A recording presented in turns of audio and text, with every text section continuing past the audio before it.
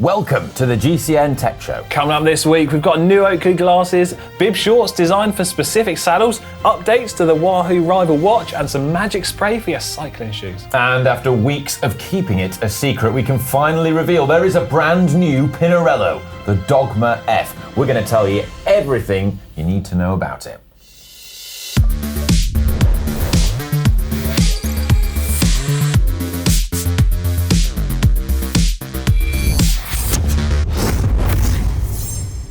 First up, let's take a look at last week's polls. So we had 2 polls last week, didn't we? Oh, we did. Starting with what do you guys, the GCN Tech audience, consider the optimum price point for, in terms of bang for your buck, for your new bike? $500, $1,000, $2,000, $4,000 plus. And, well, quite overwhelmingly, 52% of you, in fact, said £2,000 or dollars. I voted for 1,000. Yeah, I did as well.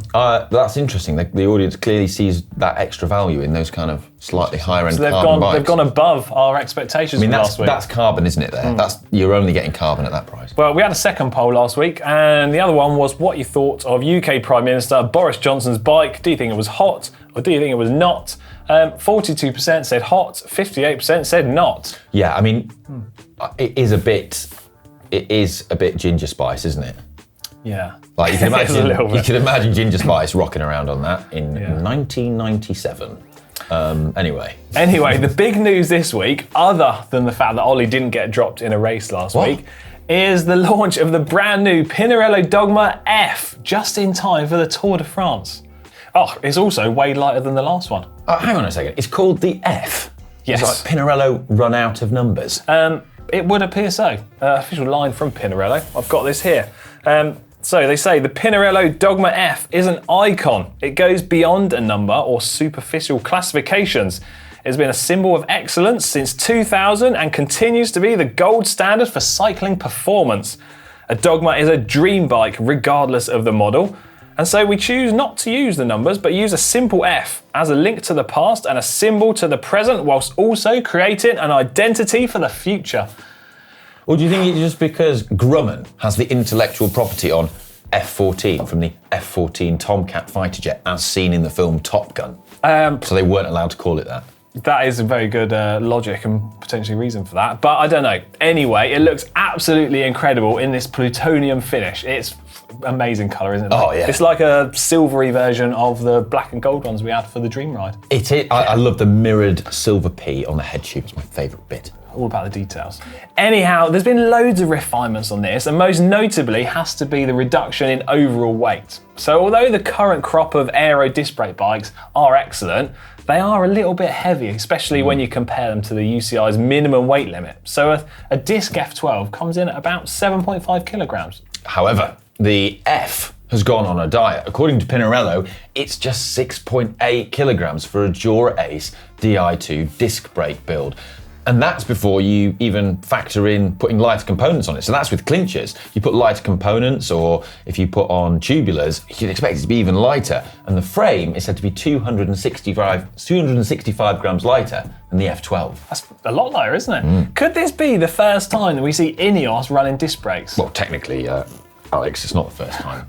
But our very own Bernie Eisel used disc brakes when they were Team Sky years ago on a previous Pinarello Dogma, albeit in some sort of minor races, testing them out, and they never really adopted them for widespread use. Anyhow, Pinarello hasn't actually specified the weight of the rim brake version of the new Dogma F. Yeah, only the disc. Yeah, presumably in a bid not to take away some of the shine on the reduction on the disc brake model. So presumably the rim brake version is going to be even lighter than that still, and under the UCI weight limit. Yeah, they have said it is under the UCI limit, which is, exciting. Very exciting. So how have they made this one so much lighter than the previous one? Well, according to Pinarello, it's all in the carbon fibre. They're using fancy pants Japanese Toray T1101K carbon with nano alloy technology. That is seriously impressive stuff, but that's usually reserved for sort of high performance cars, aircraft, like even Formula One cars. Yeah, not all carbon fibre is equal, correct. And yes, I mean, the science of carbon fibre is fascinating, and it is a common misconception that it's kind of like all the same stuff. It isn't. No. And if you'd like to know more about how it can differ, then, well, we have done a video on it if you're interested in that kind of thing, which I am. You definitely are. Also, I've got some quickfire stats here for you. Oh, Let me just get these. I love stats. You do love stats. Right, quickfire stats on the new Dogma F. So 265 grams lighter. That's on a size 53 frame. 12% improvement in stiffness in the bottom bracket area. And the rim brake F compared to the F12 is 3.2% more aerodynamic. And the disc brake version, 4.8% more aerodynamic. And then finally, that sort of equates to 1.3 watts saved at 40 kilometers an hour, or 2.6 watts saved at 50 kilometers an hour. So quite good headline stats, isn't it? Yes, I mean, the added stiffness is rather significant, and that again is coming from that higher grade, better quality, more technologically advanced carbon fibre. The aerodynamic improvement is very slight, isn't it? I mean, like 1.5% or whatever. But it's an improvement. Yeah, but it's still an improvement, so we'll take it. And I mean, one of the most notable refinements there aerodynamically is the shape of the seat stay junction to the seat tube. Where that interjects with the seat tube. So it's dropped a little bit down, isn't it? So lower down, and we've got like a redefined and reprofiled tube shaping around there, haven't we? So that's what's helping the aerodynamics. But in terms of, while we haven't seen a radical improvement in aerodynamics, it's kind of understandable. The sort of aero revolution has happened, and there aren't really any low-hanging fruit. No, there's not. We're comparing it to an already aerodynamically optimized bike. Yes. And they're confined by the UCI rules, which haven't changed loads. UCI. I think the Dogma has always been a deceptively aero bike. It's a lot faster than people think. It's not as in your face as like a Trek Madone or a Veg Vice, which is like a time trial bike with drop bars. Yeah. But having put it in the wind tunnel, I mean, it's rapid. There's a reason why Ineos uses it. Oh, I tell you what, I'm really looking forward to seeing what the Ineos design is like for this bike. Oh yes. It's going to be good, yeah. I'd say we need to have some polls. And we're going to have two polls. Yeah. Firstly, hot or not? Hot or not. Yeah. New Pinarello F. And I think we should, now the disc brake one is 6.8 kilograms. Yeah. So would you choose? Rather, Oh, go on. Disc brake or rim brake in the new Pinarello F? Oh, that is a good question. Yeah. I mean, I picked rim brake for that reason last time. Because it was lighter. Lighter, yeah. You haven't got to worry about that now. Well, it's still lighter. Yeah. Anyway, don't worry about us rambling on. Head over to the GCN app and you can get your vote in, or just click on the link in the description down below. It's now time for Hot Tech, starting with Shimano, who have teamed up with bikefitting.com to improve and develop their range of bib shorts. So the thinking behind this is that they're going to develop bib shorts specifically designed to work with a certain type of saddle. Yeah, this is interesting, this. But Enduro was sort of onto this. We reported on that a few months ago. So yeah, it's an interesting development. So their first development, or the first product that they've done using this method, is their Tenku shorts, which are designed to work with the short-nosed stealth saddle. Because obviously the saddle's a lot shorter than lots of different ones, so they've designed the pad and the interface to make everyone as comfortable as possible when they're on the bike. Great. Also, actually, before you move on to the next thing, in addition to this, they also have their bib short selector online. So you put in some basic information about you and the type of riding you're going to do, and then they can advise on some bib shorts that might be great for you.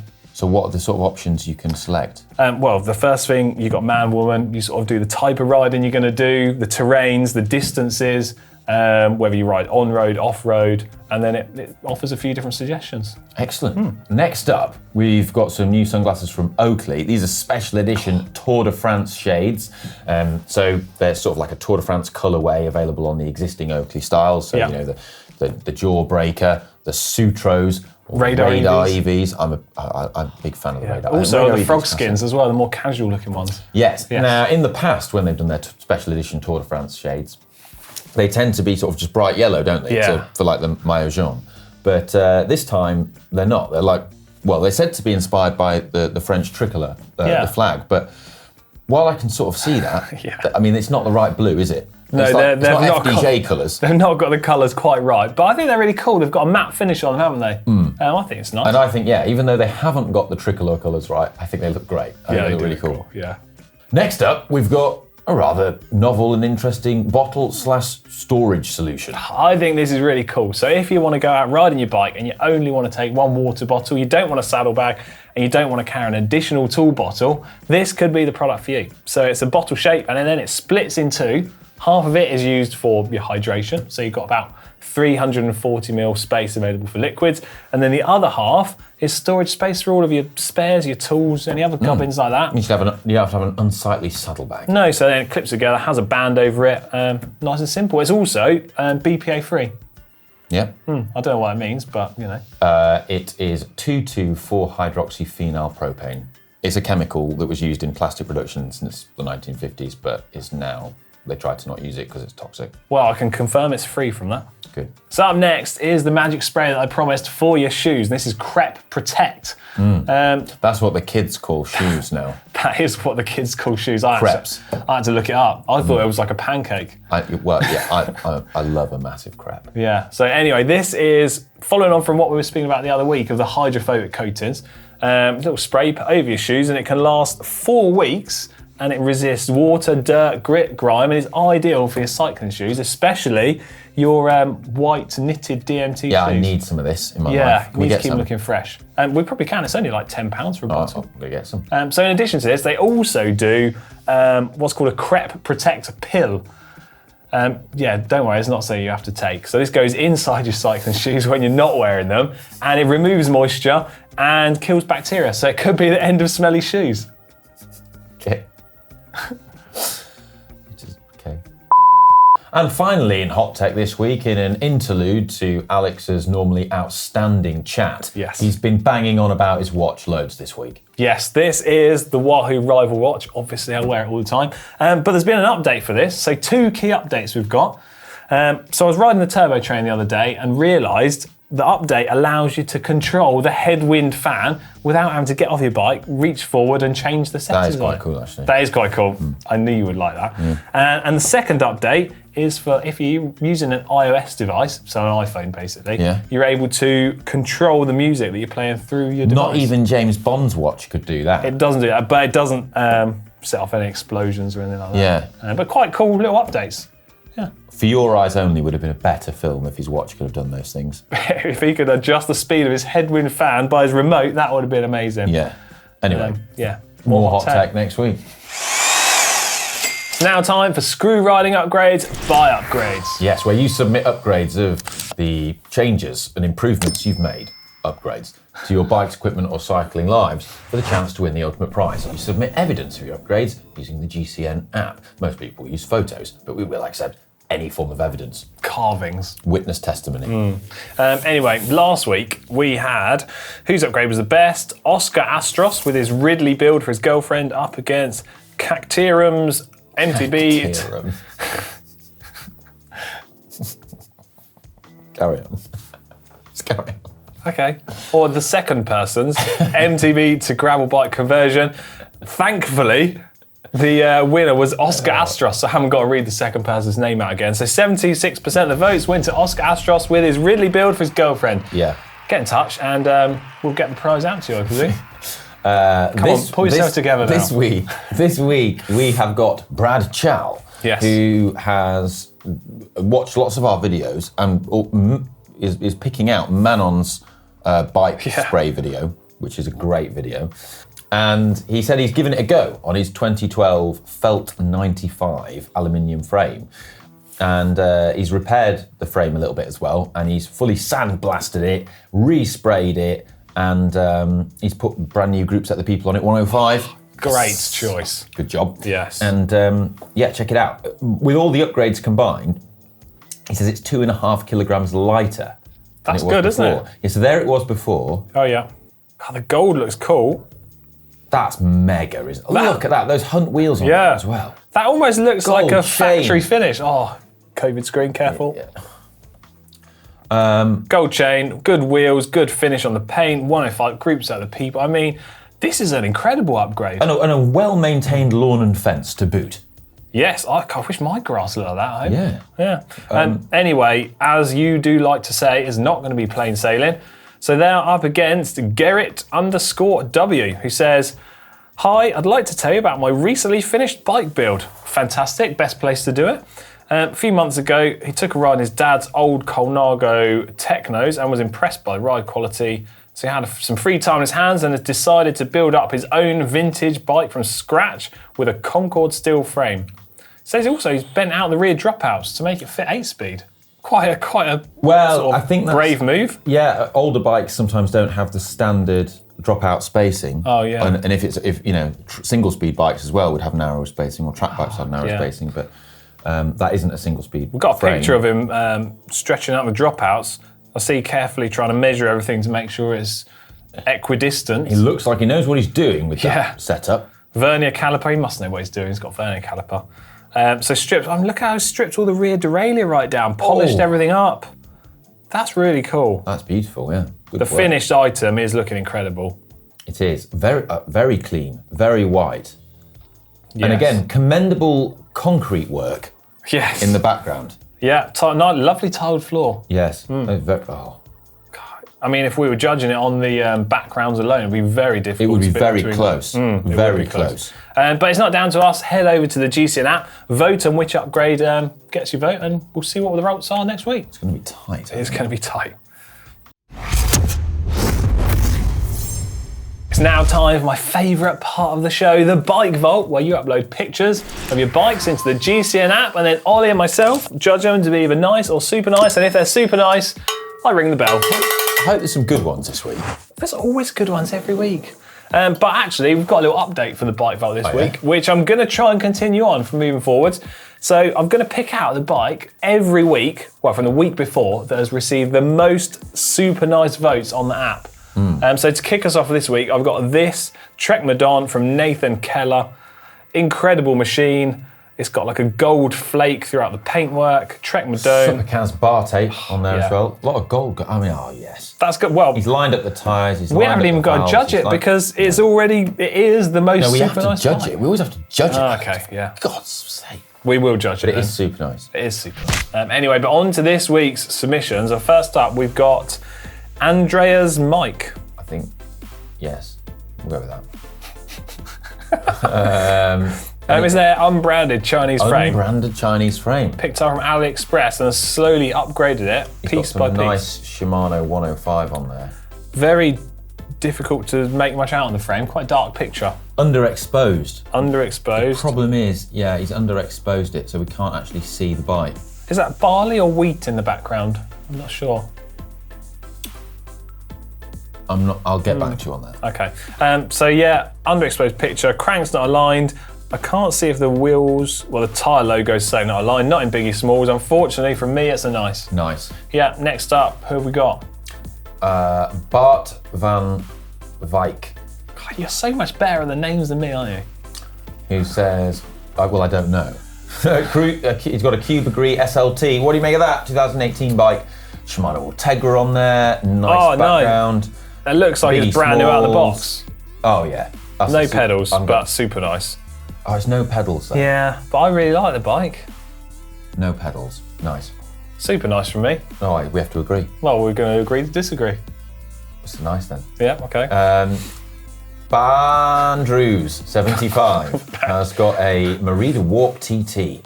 We don't have any TT bikes, do we? We don't have enough TT bikes. I love TT bikes. And look at the lighting on this photo. Phenomenal. Incredible.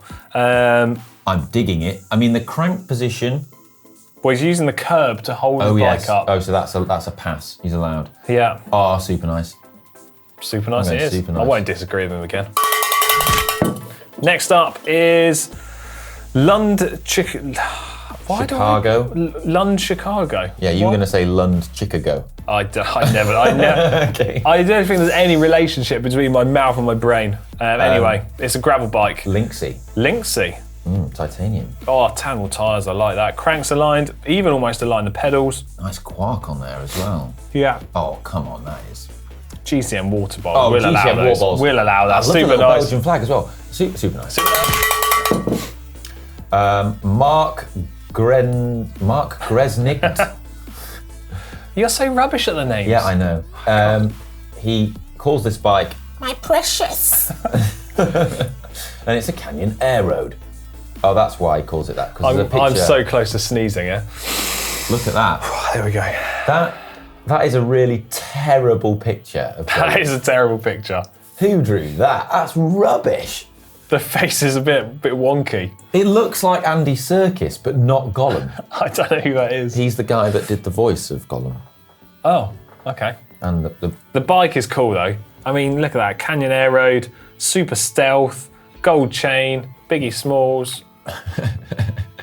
And a wonky-faced Gollum. And a wonky-faced Gollum. I'm going to go super nice. Come on. Yeah. Oh, super nice. It is, yeah. My precious. Wow. And is this the last one this week? Andre Ione Yes.